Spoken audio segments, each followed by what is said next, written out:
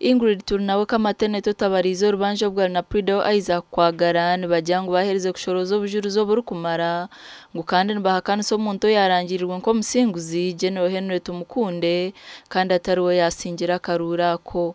twababira Henry Tumukundo warangirirwe nko wasingira karura kandi atarakasinge kandi twababira na Electoral Commission yamurangirire so nibija kwe defendinga emiru abantu babirabo okuruga hati twatandika umurimo gwo kureba ngo twabasavinga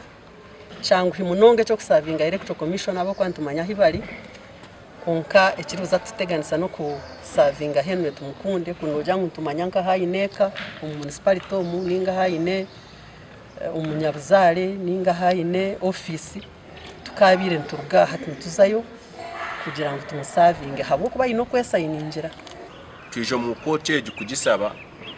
ingo muntu wasingira karuka rukungira municipality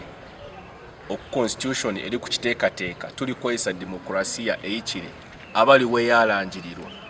tulino obujurizi buri kumala twabuto mu petition eji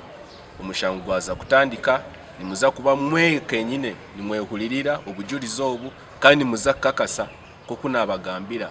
Ingrid Kamateneti tulinawe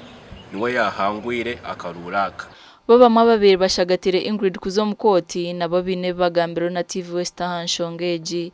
kandi ntwesiga ngo abazuru za butuyine n'ubuzuru zo butuyine General Tumukunde nko kutwaba ntushaba kuroya azubitu barukushaba kugira ngo uwibira karuru Electoral Commission yarangirira umbabanda amateka bamwiheyo barangirire memba wa parliament owanyarukundira municipality baterira karuru kandi tino kwikiriza kumanya ngo ruhanga kumbota rihenguzi kumbota kwara nko abantu bakora ruhanga ubushobozi bubona naija kushara mu kishikiri